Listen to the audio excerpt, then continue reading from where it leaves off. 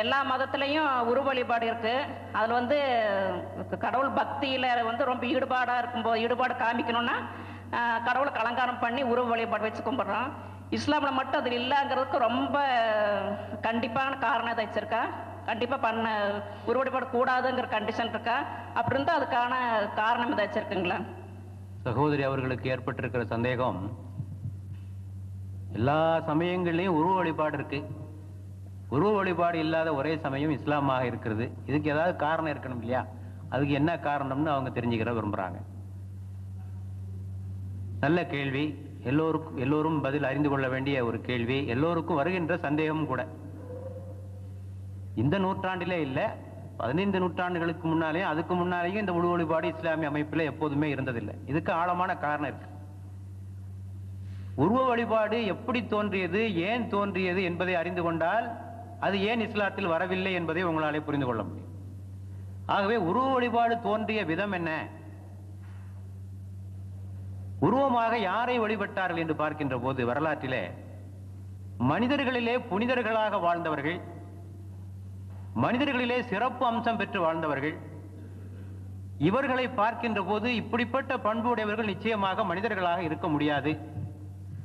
இவர்கள் தெய்வமாகத்தான் இருக்க வேண்டும், அல்லது தெய்வத்தின் அவதாரமாகத்தான் இருக்க வேண்டும், அல்லது தெய்வத்தின் மகனாகத்தான் இருக்க வேண்டும். ஏதாவது ஒன்றுதான் இருக்க முடியும். இவர்கள் நம்மை போன்று இல்லை, இவர்கள் மிக உயர்ந்த நிலையிலே காணப்படுகிறார்கள். ஆகவே இவர்களை நாம் வழிபடுவோம் என்று அந்த உருவ வழிபாடு ஆரம்பித்திருக்கலாம். ஏனென்றால் பெரும்பாலான உருவங்கள் எல்லாம் மனித வடிவில் தான் இருக்கின்றன. நாம் வழிபடுகின்ற உருவங்கள் பெரும்பாலும் மனித வடிவில் தான் இருக்கின்றன. ஆக மனிதர்கள் தான், மனிதர்களிலே புனிதர்களை தெய்வமாக ஆக்கியிருக்கிறார்கள் என்பது நமக்கு வழங்குகிறது. இஸ்லாம் இந்த வாசலை அடைக்கிறது. எப்படி என்றால், மனிதர்கள் ஒருபோதும் கடவுளாக ஆக முடியாது. கடவுள் என்பது வேறு, மனிதன் என்பது வேறு. நபிமார்கள் அனைவரும் இதை முழங்கினார்கள். நாங்கள் மனிதர்கள் தான், குல் இன்னமா அன பஷருன் மிதுலுக்கும், நாங்கள் உங்களை போன்ற மனிதர்கள் தான்.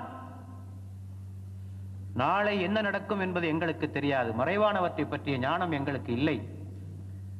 உங்களுக்கு லாப நஷ்டம் ஏற்படுத்தக்கூடிய அதிகாரமோ பண்போ ஆற்றலோ எங்களுக்கு இல்லை. உங்களுடைய விவகாரங்களிலே தலையிடுகின்ற, உங்களுடைய விதியை நிர்ணயிக்கின்ற ஆற்றல் எங்களுக்கு இல்லை என்று எல்லா நபிமார்களும் சொன்னாங்க. நாங்க மனுஷன்தான் என்று அவர்கள் தெளிவாக முழங்கிய காரணத்தினால் அவர்கள் தெய்வீக நிலைக்கு ஒருபோதும் உயர்த்தப்படவே இல்லை. இது ஒரு முக்கியமான ஒரு காரணம். இரண்டாவது, உருவ வழிபாடு தோன்றியதற்கு இன்னொரு காரணம் என்று சொன்னால் இயற்கை வழிபாடு. இயற்கையை வழிபடுவது, சூரியன், சந்திரன், நட்சத்திரங்கள். ஆக பார்க்கின்ற பொருள் எல்லாம் பரம்பொருளே, எவரிதிங் இஸ் ஹி, எல்லாம் அவனே, அவன் தூணிலும் இருப்பான் துரும்பிலும் இருப்பான் என்ற கோட்பாட்டுக்கு இயங்க இயற்கை வழிபாடு ஆரம்பமாகிறது. இஸ்லாம் என்ன சொல்லுகிறது என்று சொன்னால், படைத்தவனை வணங்கு, படைப்புக்களை வணங்காதே. படைத்தவனை வணங்கு, படைப்புக்களை வணங்காதே. எவரிதிங் இஸ் ஹி அல்ல, எவரிதிங் இஸ் ஹிஸ். எல்லாம் அவனுக்கு உரியது, எல்லாம் அவன் அல்ல, எல்லாம் அவனுக்கு உரியது. ஆக படைப்புக்கள் எப்படி கடவுளாக முடியும்? அவைகளே இன்னொன்றை சார்ந்து இருக்கின்ற போது, அந்த படைப்புக்களே இன்னொன்றை தேவை உடையவர்களாக இருக்கின்ற போது அவைகள் எப்படி கடவுளாக முடியும்? மரத்தை வழிபடுகிறான் என்று சொன்னால், மரம் வளர வேண்டும் என்றால் அதற்கு மண் வேண்டும், காற்று வேண்டும், உரம் வேண்டும், இன்னொன்றை சார்ந்து இருக்கிறது. சந்திரன் ஒளி கொடுக்க வேண்டும் என்றால் சூரியனிலிருந்து தான் வர வேண்டும். ஒன்று ஒன்றை சார்ந்து இருக்கிறது. இறைவன் என்று சொன்னால் அவன் எவனையும் சார்ந்து இருக்கக்கூடாது, அவன் தேவையற்றவனாக இருக்க வேண்டும், அவன் தான் இறைவனாக இருக்க முடியும். ஒன்றை சார்ந்து இருக்கின்றவன் தேவையுடையவனாக இருக்கவன் ஒருபோதும் கடவுளாக ஆக முடியாது. ஆகவே இயற்கைகள் எல்லாம் இறைவனுடைய படைப்புக்கள். ஆக படைத்தவனை படைப்புக்களை வணங்காதே, படைத்தவனை வணங்கு என்று சொல்லி அந்த வாசலையும் இஸ்லாம் அடைக்கிறது. மூன்றாவதாக உருவ வழிபாடு தோன்றுவதற்கு ஒரு காரணம், குட்டி தெய்வங்கள். கடவுளை நெருங்குவதற்கு சில ஆட்கள் தேவைப்படுகிறார்கள். கடவுளை நேரடியாக நெருங்க முடியாது. அவர்களை நெருங்குவதற்காக சில குட்டி தெய்வங்களை படைத்து அவர்கள் மூலமாக இறைவனை நெருங்குவது என்ற ஒரு கோட்பாடும் இருந்திருக்கிறது. நபிகள் நாயகம் காலத்துல அந்த கோட்பாடு தான் இருந்தது. அவர்கள் பல தெய்வங்களை வழிபட்டார்கள். அப்போ என்ன சொன்னாங்க, இந்த இவைகளெல்லாம் நாங்கள் கடவுள் என்று சொல்லவில்லை, நாங்கள் வழிபட்டுக் கொண்டிருக்கிறோமே இந்த தெய்வங்கள் எல்லாம் கடவுள் என்று சொல்லவில்லை, இந்த தெய்வங்கள் எங்களை இறைவனின் பக்கமாக சமீபமாக ஆக்கி வைக்கும். இறைவன் பக்கமாக எங்களை நெருக்கி வைக்கும். மா நாபுதுஹும் இல்லா லியுகர்ரிபூன இலல்லாஹி ஸுல்ஃபா. நாங்கள் எதற்காக வணங்குகிறோம் என்று சொன்னால் இவைகள் இறைவன் பக்கமாக எங்களை நெருக்கி வைக்கும், எங்களுக்காக இறைவனிடத்திலே சிபாரிசு செய்யும் என்பதற்காகவே தவிர வேறு எந்த காரணத்துக்காக நாங்கள் வணங்கவில்லை. இந்த வாசலையும் இஸ்லாம் அடைச்சது. இறைவனை நேரடியாக நெருங்கலாம். இறைவனை நெருங்குவதற்கு எவருடைய துணையும் தேவையில்லை. இறைவனை நெருங்குவதற்கு மூன்றாவருடைய துணை தேவையில்லை, இடையாளுடைய துணை தேவையில்லை. இறைவன் எங்கே இருக்கிறான்?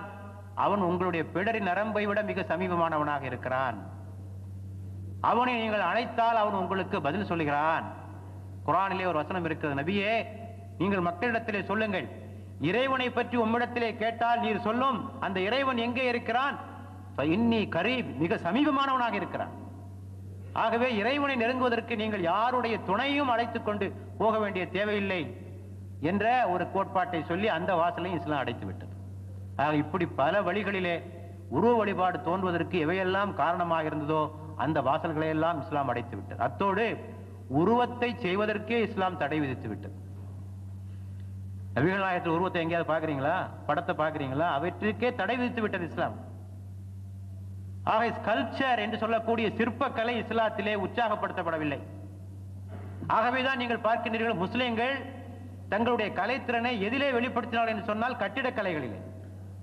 சிற்பக்கலையினுடைய வாசல் அவர்களுக்கு அடைக்கப்பட்ட காரணத்தினால் தங்களுடைய திறமைகளை கட்டிடக்கலைகளில் வெளிப்படுத்தினார்கள். ஆகவேதான் நாங்கள் பிரம்மாண்டமான கட்டிடங்களை, செங்கோட்டையை அல்லது ராஜ்மஹாலை இவற்றையெல்லாம் நீங்கள் பார்ப்பதற்கு காரணமே இந்த வாசல் அடைபட்ட காரணத்தினால் தங்களது கலைத்திறனை வெளிப்படுத்துவதற்காக அவர்கள் அவற்றை தேர்ந்தெடுத்துக் கொண்டார்கள். ஆக இப்படி பல வகைகளிலே உருவ வழிபாட்டிற்கான எல்லா வாசல்களையும் அடைத்து உருவ வழிபாடு இஸ்லாத்திற்குள் புக முடியாத ஒரு நிலை உருவாகிவிட்டது. ஆகவேதான் இன்று வரை வணங்கப்படாத ஒரு மத தலைவர் உண்டு என்று சொன்னால் அது முகமது அவர்கள் மட்டும்தான். உலகிலே தோன்றிய எல்லா மத தலைவர்களும் எப்படியோ கடவுளாக ஆக்கப்பட்டு விட்டார்கள். ஏன் கடவுளே இல்லை என்று சொன்ன புத்தர் கடவுளாக்கப்பட்டு விட்டார். அப்படி இருக்கையில் நபிகள் நாயகம் மட்டும்தான் இன்று வரை கடவுளாக்கப்படாமல் இறை தூதர் என்ற அந்தஸ்திலேயே இதுவரை போற்றப்பட்டிருப்பதற்கு இது போன்ற ஏற்பாடுகள் தான் காரணம் என்பதை நான் சொல்லிக்கொள்ள விரும்புகிறேன்.